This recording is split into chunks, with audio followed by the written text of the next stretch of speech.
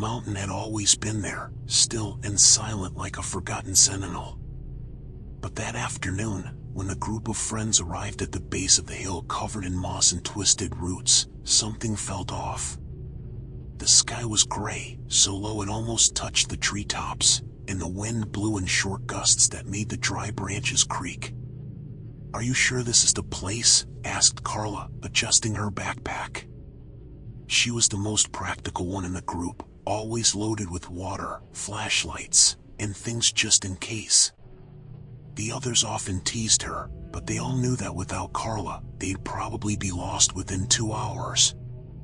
"Of course," said Alex, pulling out his phone to check the coordinates.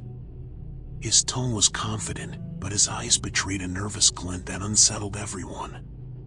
"The photos match. Look, there's that twisted tree that looks like a giant scribble. And there."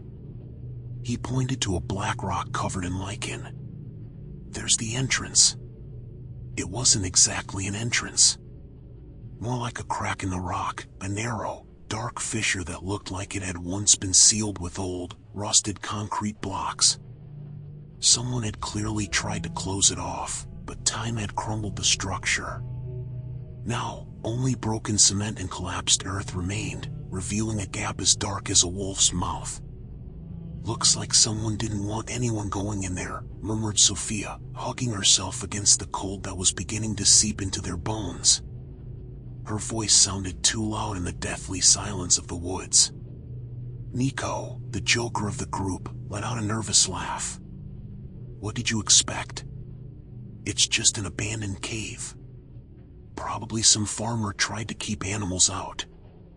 "Yeah, right," Carla replied, rolling her eyes. "Or maybe there's something down there. Something you really don't want to see." They all fell silent for a few uncomfortable seconds. No one wanted to admit it, but the thought of going into that dark hole was giving them chills. Still, it was too late to back out. They were driven by curiosity and the promise of adventure. Besides, they had brought cameras and microphones. They wanted to record everything and maybe turn it into an amateur documentary that could go viral online. "An abandoned underground temple," said the local legends. "A cursed place where terrible things happened." "Come on, let's stop overthinking this," said Alex at last, turning on his headlamp. "We'll go in, explore a bit, and get out before dark. What's the worst that could happen?"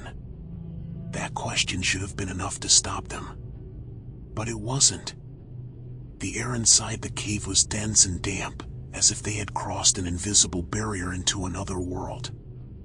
From the very first moment, they knew this wasn't just a cave. The walls were smooth, precisely carved, and covered in strange markings. Symbols none of them recognized, geometric shapes intertwined with drawings that seemed to depict deformed creatures. "Shit, this isn't natural," whispered Nico, aiming his camera at one of the carvings. The flash briefly lit up the outline of what looked like a humanoid figure with too many limbs. "Record everything," ordered Alex, though his voice was shaking slightly. "If this is real, we've got incredible footage." They moved slowly down the narrow corridor, their footsteps echoing off the stone walls. The sense of claustrophobia grew with each step, but there was no turning back. They had no idea how long they'd been walking when the tunnel opened up into a massive vaulted chamber. "Oh my God," muttered Sophia, covering her mouth with her hands. The space was immense, far larger than any of them had imagined. In the center stood a sort of black stone altar, surrounded by towering columns that reached up to the ceiling. But what really caught their attention were the murals. They covered every wall from floor to ceiling, depicting horrifying scenes, human figures kneeling before animal-headed monsters, ritual sacrifices, bodies twisted into impossible positions. This looks ancient," said Carla, moving toward one of the murals. She extended a hesitant hand but stopped just short of touching it. "Look at these paintings. They're too detailed. And seriously messed up," added Nico, aiming his camera at the nearest mural. When he hit the record button, the click echoed loudly in the oppressive silence. That's when they heard it. At first it was just a distant echo, like wind whispering through rock crevices. But soon it became something more tangible, a chilling blend of overlapping voices that seemed to come from everywhere and nowhere at once. Not coherent words, but broken fragments, guttural moans, and hissing sounds that made their skin crawl. "What the hell is that?" asked Sophia, spinning around in circles trying to pinpoint the sound. "It's just the echo," Alex tried to reassure her, though he didn't sound convinced. This place must amplify every little noise. But it wasn't just the echo. They all felt it. Something alive was in that chamber, watching them from the shadows. Every time they aimed a flashlight into a dark corner, it revealed only more bare stone. Yet the feeling of being watched didn't fade. "We should leave," Carla suggested, stepping back toward the exit.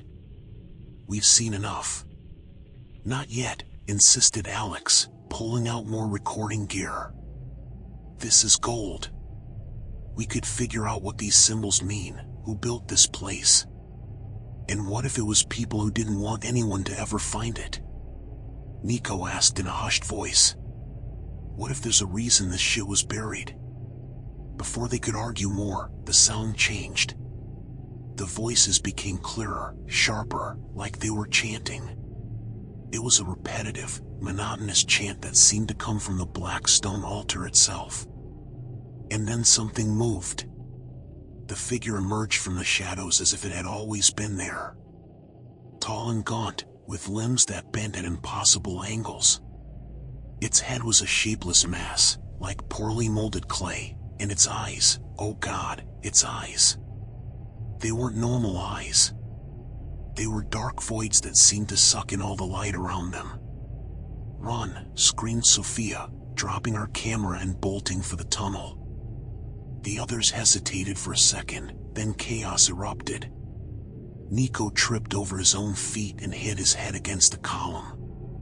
Carla screamed something unintelligible, pointing to the ceiling, where more figures now moved among the shadows.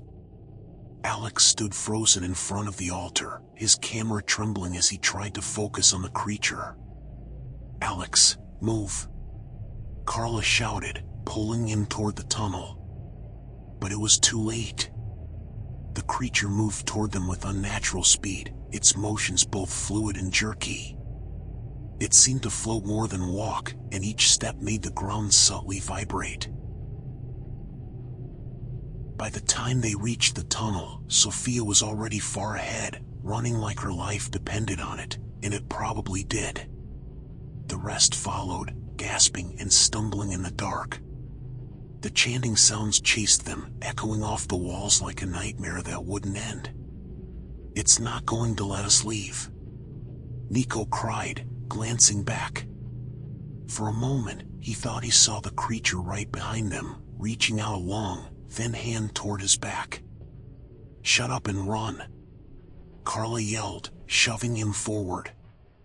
At last, after what felt like hours, they reached the exit. The fading sunlight burned their eyes after so long in darkness, and the fresh air hit them like a slap. They stopped, panting and looking behind them, expecting the creature to follow. But it didn't. For a moment, they thought they'd made it, that they had escaped. But then, Sophia screamed. She was on her knees, staring at her phone. The screen was lit, playing the video she had recorded just minutes earlier inside the cave. It clearly showed the creature moving behind them, watching them with those empty eyes. But that wasn't the worst part. The worst part was that the creature wasn't alone. In the background of the video, barely visible due to the poor resolution, were other figures. Dozens of them, moving slowly through the shadows, following the same jerky rhythm as the first. And their voices kept chanting, even outside, in the real world. "Turn it off," Alex ordered, shaking all over. "I can't," Sophia replied, tears streaming down her face. It's frozen. It won't stop. They tried to take the phone from her, but it was no use. The screen kept glowing, showing images that should never have existed. And the more they looked, the more details they noticed. The figures weren't just behind them, they were in front too, in the forest, among the trees. Watching. "They're waiting for us," Carla murmured, backing slowly toward the car. Before they could move, the ground beneath them started to shake. Small cracks spread across the earth, racing toward the mountain. From somewhere deep inside the cave, a deafening roar echoed, shaking the entire valley. And then the sky went dark. Days later, rescue teams found the group's car abandoned by the roadside. Inside were cameras, phones, and recording equipment. Everything was intact, except for one thing: each device contained hours and hours of footage. Footage showing things no human being should ever see. In one of them, Alex's voice could be heard, weak and broken, saying, "We're not alone. We never were." Then only static.